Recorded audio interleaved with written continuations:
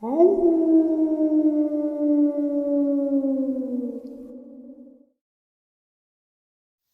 greetings and salutations, everyone. I hope everyone is still doing well, and welcome to today's bonus upload. Before we jump into it, a couple links. As many of you know, I rely on Patreon, PayPal, channel membership, and the merch to help the channel to continue to grow and go. Links to Patreon, PayPal, and channel membership is in the description below. Merch is displayed directly under the video.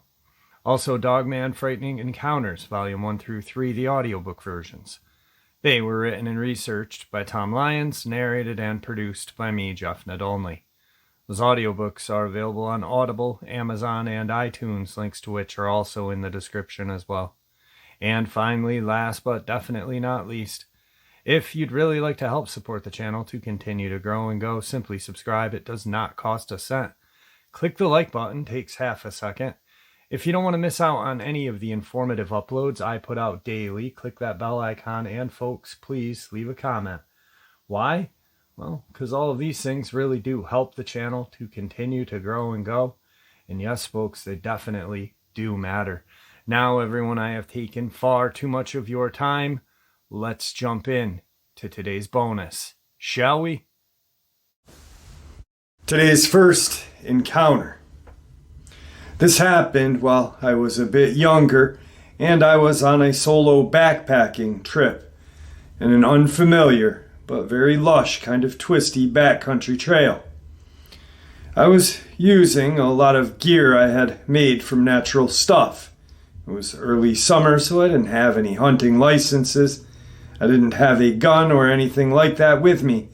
Literally just a short kilt I had made and a couple of flint knives. I had a really nice couple of days of my trip, and I was encountering nothing but pleasant weather, peace and quiet, and nature in all of its glory.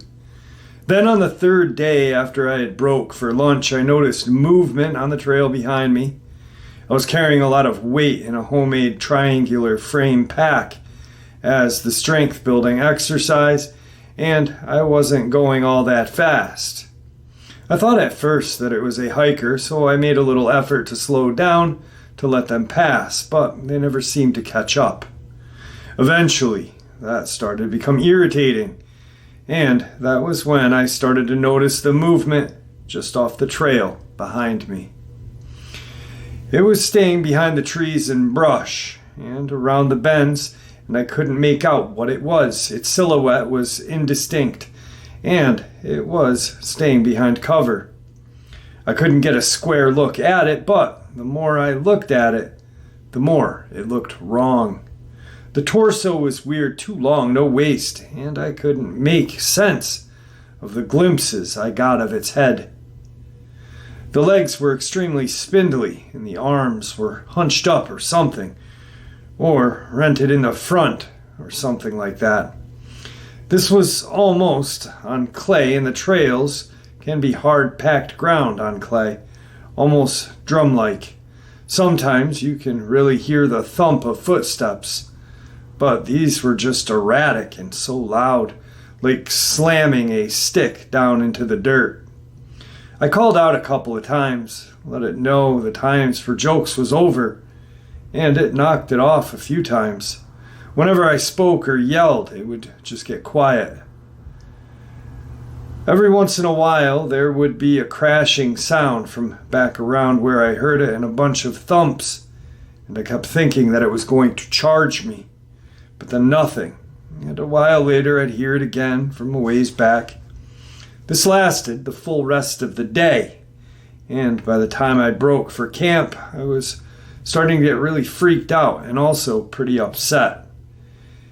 It was quiet while I set my tarp and got settled, and as darkness fell, I threw some stones behind me, mostly to settle my nerves. It was silent, so I figured whatever it was over. I cooked some food, and I heard a few very rapid, very loud thumps from a ways behind me, and then silence. I was frozen over my dinner for a few seconds. I could feel my heartbeat in my eyes. I looked back and put my flashlight beam through the brush a few moments. And then, pretty high, like taller than I was expecting, to look for eyes, I saw two retinas reflecting back up, and then a bunch of thumps and crashing and weird gasping, whistling, breathing sounds. But, like it was going into a big space in a big chest, kind of high-pitched. From the distance, I heard a kind of gagging cough. I didn't get any sleep that night. I just sat with my back to a big tree, and with the means of defending myself on my lap. I was not feeling good in the morning, but coffee got me up and running. And I didn't see or hear any more signs of it for a couple of hours. I'd been going west, kind of at an angle to the wind. In the trail, I had to switch to started going north with the wind at my back. That was when I started to smell something awful, and I realized that I must be smelling it. Because it persisted no matter how long I walked. It was rancid, rotting flesh, or something equally gag-inducing, paired with a kind of musky stink. I've got a strong sense of smell, very strong, and it was making it pretty hard to breathe. Not too long after I smelled that, I started to hear rustling behind me again, and a weird, fluttering footsteps. I still had no idea what this thing was. I kept getting glimpses of it, but couldn't make out any color or anything definite. Could have been gray or brown with patches of reddish brown. Never got a clear enough look. I was really freaked out at this point, and I decided stupidly to charge at it a little to see if it would take off. I stomped and rushed the bushes a little, and I heard rapid thumps and crashing again, and then silence for a while. I'm not ashamed to admit that I had freaked out for long enough. I decided it was just time to put some distance between me and it, and ran down that trail, despite the weight of my pack. I got clear from the stink for a bit, and well, I had to run hard, and my body decided it was a great time to get sick. So I did, and I took a breather for a while, and then started to really drag my ass to the next watering spot, a little brook. It was no fun at all. Took most of the day to get there, and I ended up skipping lunch because I didn't want to stop. I ended up deciding to set camp closer to the water than I usually do. I was determined to get some sleep, but still freaked out, so I decided to do something I wouldn't normally do, and I set my hammock up very high, like around 4 or 5 feet off the ground, with my feet a little lower than my body so I could roll and land on them. I ate my food pretty quickly and climbed in as best as I could into the hammock and settled down. I started to doze off almost immediately. An important detail is that I keep my pack on another tree with my poncho over it, and my bear locker and the food bag even further away hanging in a tree. It had been drizzling for a few hours at that point. I didn't know how long I had slept before I was woken up by this bizarre kind of drumming sound, very loud, paired with some bizarre thumping and weird breathing, and the stench was back big time. It took me a moment to come to, and then I was in full fight or flight. The noise was so weird. One of those little inflatable lanterns hanging off my hammock, so I flicked it on, and I could vaguely see around the bush and stuff. As soon as night went on, the noises all stopped. Silence, long enough for the crickets to start up. Then rapid steps, and the thing popped through the foliage into a little area I had set my tarp and my hammock, and I could see it more clearly for the first time. It was long-torsoed, thin-legged, and moving, lurched, weird, had a large head apparently pierced through with a branch or something, lolling, its arms apparently outstretched in front of it, and I could see its eyes reflecting back this greenish yellow. I got that much of a glance and dropped down to the ground in my bare feet with my hatchet in hand. When I looked back up, I finally recognized it. It was a mule buck, covered with sores and dirt, skeletal thin, stumbling around on its hind legs, going from tree to tree, snapping at the leaves, or something that wasn't there. Its breathing was super ragged and weird. Its head was flopping on its neck, and as it got closer to me, it fell down, making this crashing sound. I would have laughed if I hadn't been so relieved and tired. I went to inspect my food bag, and it looked like it hadn't been tied. It was down, leaning against the trunk of the tree. I figure this creature must have had CWD or something, but God, why did it mess with me? I marked a few spots with sticks and pushed into the mud so I could find the tracks in the morning, dried off, and slept for a couple of hours. I ended up searching around the place for a while in the morning, and I had already been muddy as I was putting up my shelter. Here's the thing. I found deer prints from where it had come in and left, but outside of my clearing, in the direction I had heard it coming from, I only found one print, smaller than my foot, and I'm a size 11, with a high arch and only 3 toes, and it was deeper than my prints. No other tracks I could find. I caught that rotting smell a few times on the way back. I was supposed to go a few days further in, turned around and decided just to head back to my car. I actually heard the thumping as I was getting back to where I parked and ended up hustling the rest of the way. I haven't hiked on that trail since, if I'm being honest. But here's something I realized while I was driving. I thought that the creature that was following me was this mule deer until I put 2 and 2 together with the prints that I saw in that large stick sticking out of its head. So I'd really like to kind of think about that experience just for a moment, all right? I think what happened, this is just my theory on what occurred. I think that he was so exhausted from being followed by whatever the creature was that was 3-toed with a high arch, that when this mule deer elk came out, or mule deer whatever, mule deer buck, when that animal came out of those woods, he saw that the creature was obviously sick, and it probably did have the chronic wasting disease. But the way he described what he saw for those split few seconds, he did see the stick in its head, but didn't put 2 and 2 together, right?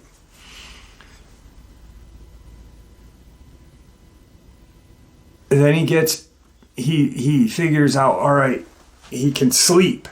He's so exhausted from this creature, not the mule deer, but the creature that killed the mule deer, stalking him on that trip, those couple of days, just exhausted, hungry, just probably physically drained, that when he finally was able to get in the hammock and rest,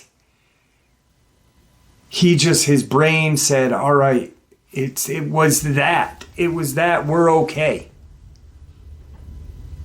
And he didn't put 2 and 2 together until the trip out, when he heard that noise again, that thumping, that walking of that 3-toed, high-arched creature. And then on the drive home, he realizes that wasn't the mule deer that was stalking me, because what put the stick in that deer's head. What did? I don't know what crawlers' feet look like.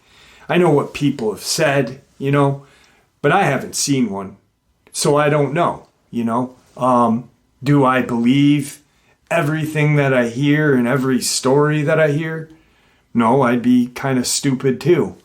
Not saying that everybody lies, and I'm just saying things that I've read on the internet, I do, for the most part, believe all of my subscribers who send me encounters.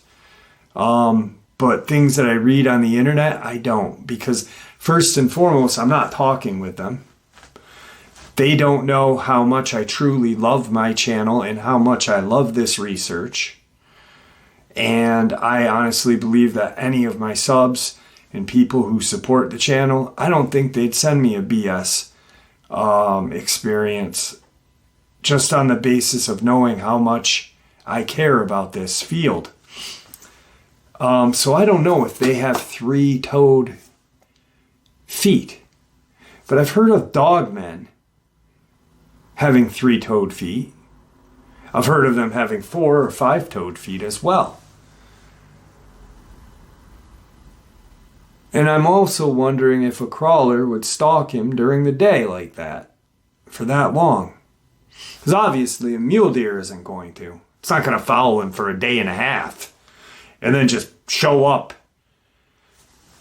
at his camp. I think what happened was this mule deer was probably lurking around his camp, just chilling out, walking around. Nighttime came, decided it was safe, and whatever this creature was, killed it.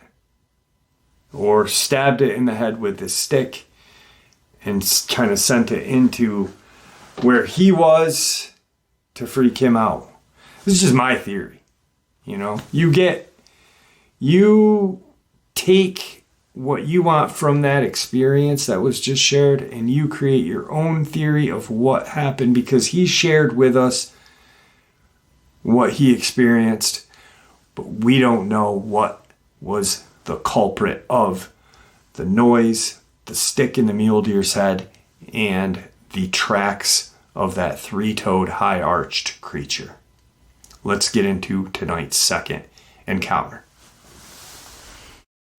Tonight's second experience is a subscriber submitted encounter. I had previously narrated one of her other encounters. Jeff, I'm a subscriber of your channel. You've read a previous set of howling encounters of mine. Last night I saw something that spooked me completely that I'm still struggling with. It was around 11:30. I had decided that I needed a cigarette before bed as my son was already fast asleep. But I felt strange. I'm not sure I can properly describe it honestly. It was like I almost knew something was wrong or something was going to happen, but I was stupid and ignored it. I left my phone in my room and made a pit stop to the bathroom on my way to smoke. I started hearing a weird sound, sort of like scraping against metal, but it stopped fairly quickly, so I thought nothing of it. I opened the door of my trailer and lit a smoke, and it was unusually quiet, even though the crickets were not chirping. The wind was pleasant, though, so I kind of, once again, spaced off. This is what I'm struggling with, though. I'm standing there on my porch halfway through my cigarette, going through a mental list of yard work that needed to be done, and I heard this really hard, strong huff, sort of like a bear huff, maybe deeper, like an animal sneezing, but deep and not quite a sneeze. It was not normal, especially for my area. It spooked me enough to make me jump, and I kind of looked around the yard, which has a lot of trees and is extremely dark for being a trailer park. Well, I can't explain for the life of me what I saw. I'd almost swear that I had lost my mind. It was nothing like the one that I saw when I was a kid.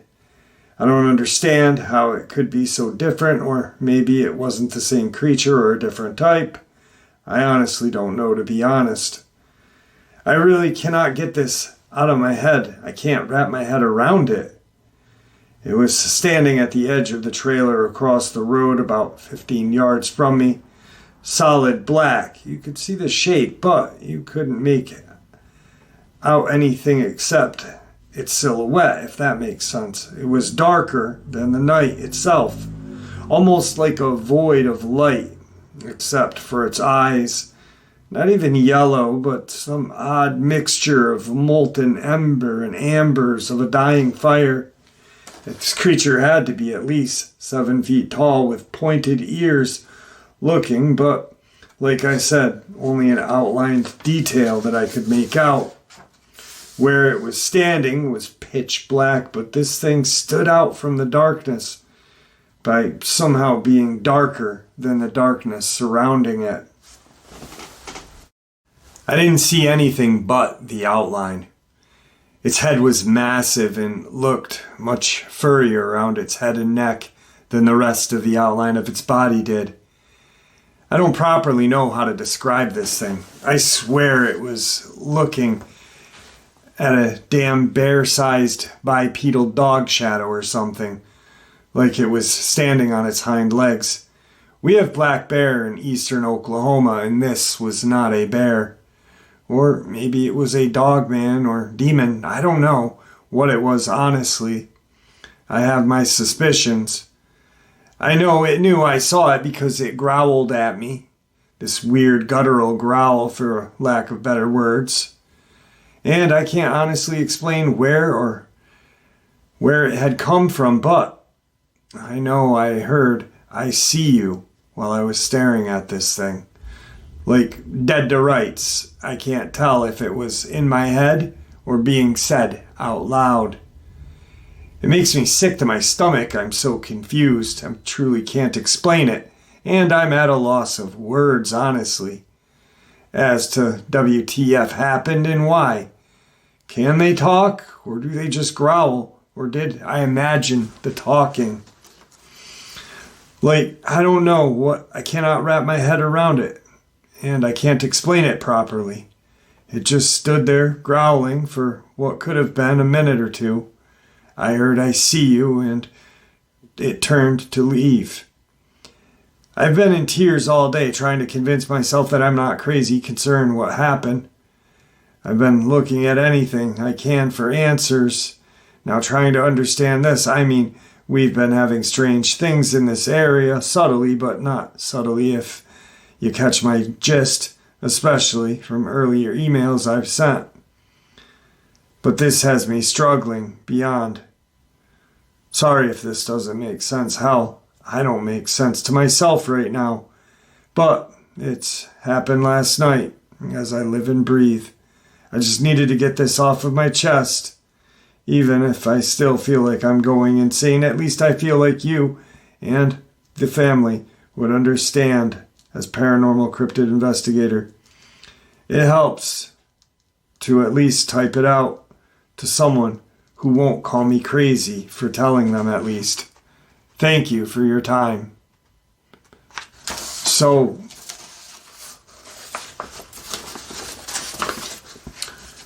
my thoughts on this, and I'm no expert. I've never claimed to be. I don't think there are experts in this field, and I'll say that 1,000,000 times. If anyone tells you they are, they're lying.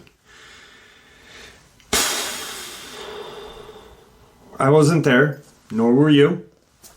But the way she explained it, if you think about it, resembled Dogman. The silhouette, the furrier head, the neck, kind of like the mane that we hear about. Did she hear it talk? Could it be what Victor calls a werewolf, where they can speak? I've not seen one that speaks. What I saw in 1994 just purely left me baffled.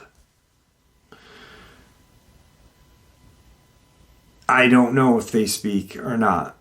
I know that I've heard that telepathically. I've heard more than once, more than 10 times at least, that telepathically they can communicate. Maybe it was in her head. Maybe that "I see you" was in her head. Telepathically. Maybe it did speak. Who knows? Maybe she was so scared that she thought she heard something. You know how the mind plays tricks on us, right? I don't know. Very chilling experience. And thank you, TC, for sharing that with us. And I hope things are getting better for you. With that, let's get into a theory that I have been wanting to share and have been struggling to share. And you will see why momentarily. Okay, so Saturday night's live stream. The live streams are different than what we do during the week. I share a couple of encounters. I don't have any mods or moderators because I'm a one-man show. I like to do things a certain way, even though there's going to be a major channel announcement in the next couple of days. But I like things how they are. I don't want someone else coming in and thinking because they're a moderator that they can, boss other people around, or that gives them power or something like that. For some reason, Jane, who has been with my channel since day one, almost literally since day one, back in April of 2017,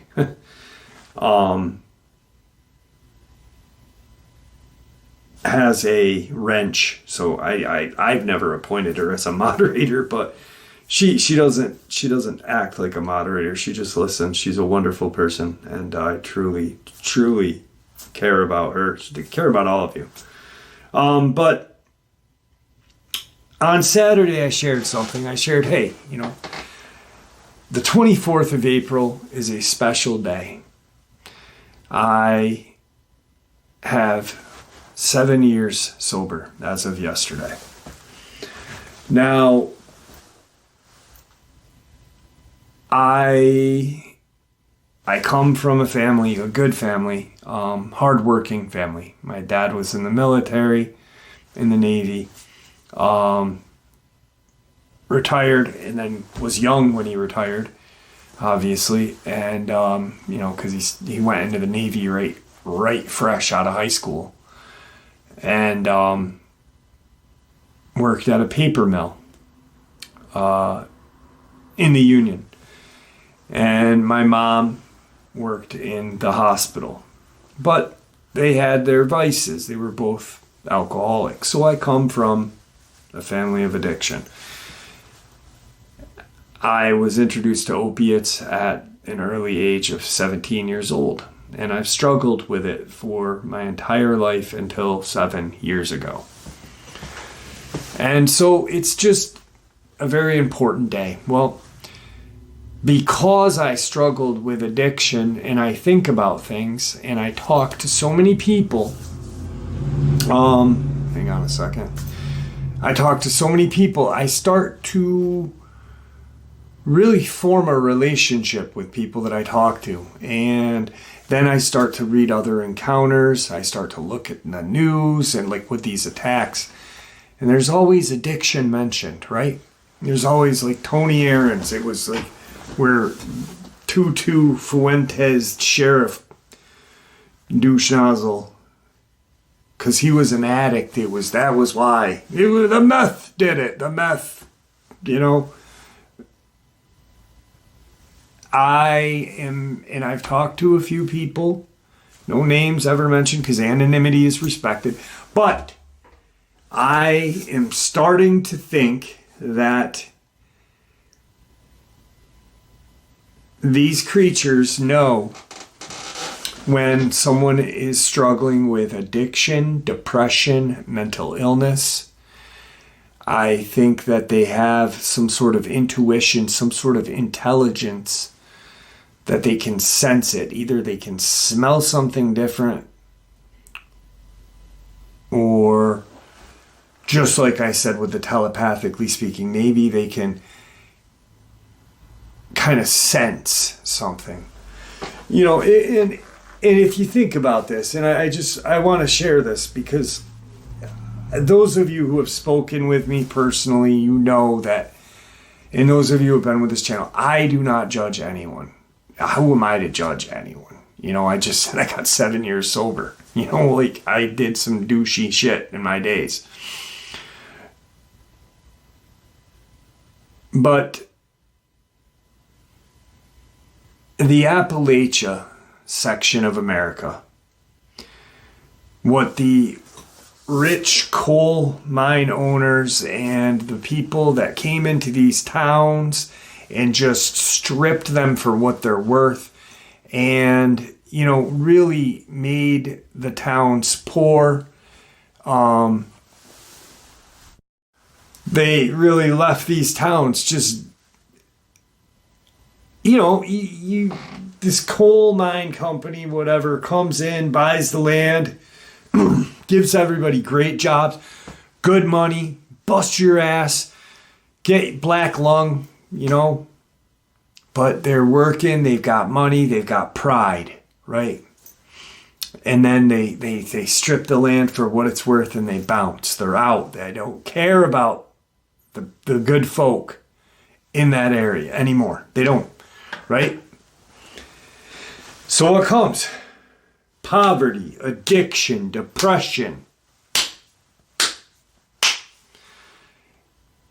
And that's the areas that we hear these dogmen accounts that are violent, that are people are missing, that people are ended up dead and torn apart. And I'm really starting to think that these creatures, and I might be grasping at straws here, but I don't think I am. I really don't. I really think these creatures prey on the vulnerable, and I don't like using this word because I'm not weak, but with an addiction, there is a form of weakness.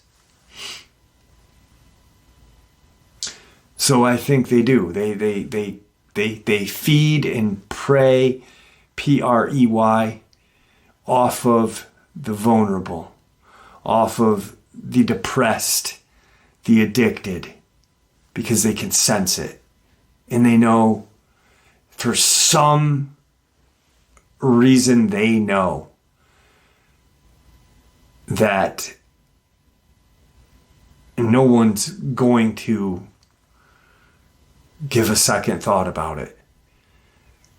And I don't know how they know that, but I'm starting to realize, and I've literally written down a page of notes on this. And like I said, I may be grasping at straws, but I really don't think I am. Because there's just too much. There's too many people that are depressed or have an addiction issue or have something that have had an encounter.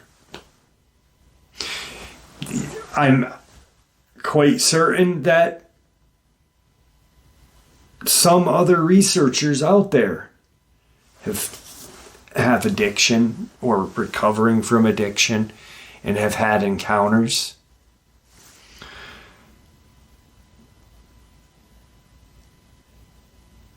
And it just, to me, I really honestly, I think that that's something that needs to be looked into a little more. Because I think that that can teach us something. The intelligence they have, we already know how intelligent they are, but do they have the sense? Do they have the ability to pinpoint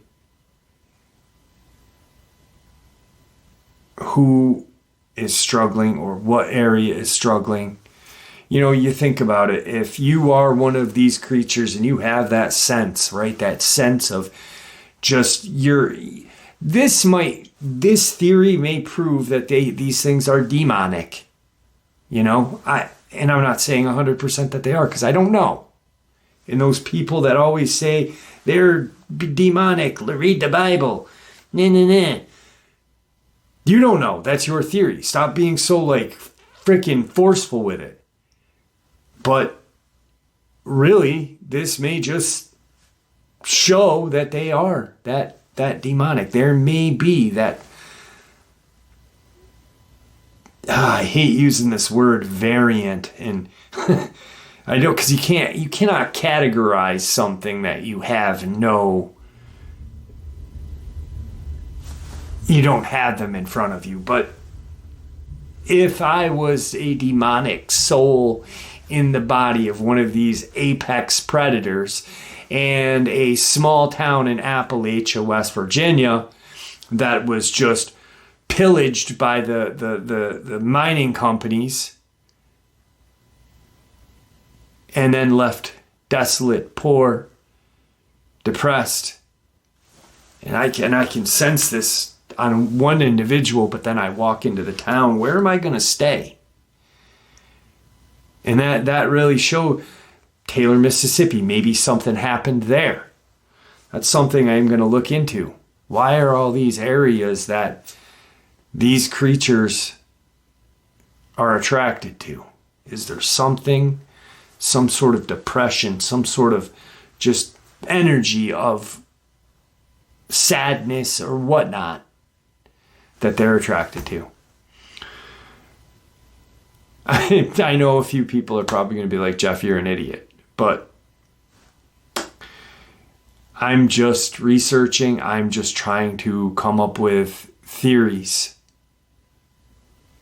And until someone can prove me wrong on that they can't sense this, because honestly, and I'll never name names, and I never, ever,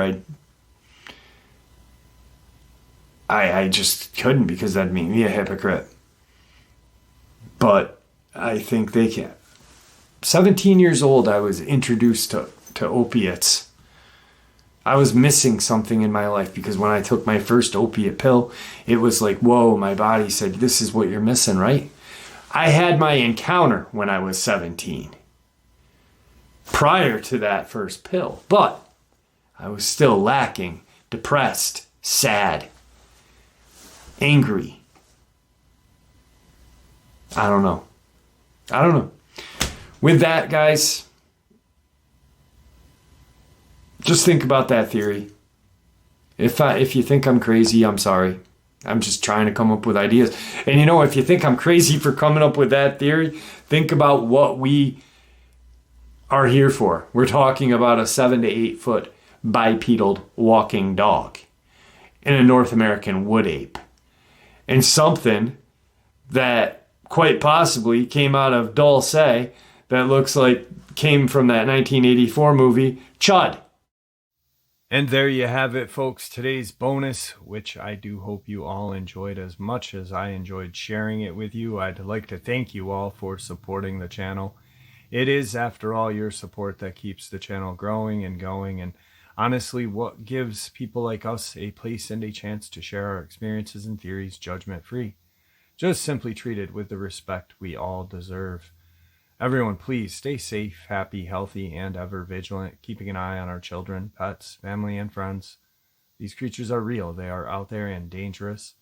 Share this information with those you love and care about, and it may just help save their lives someday. Until next time, never stop asking questions, never stop searching for the truth, and God bless.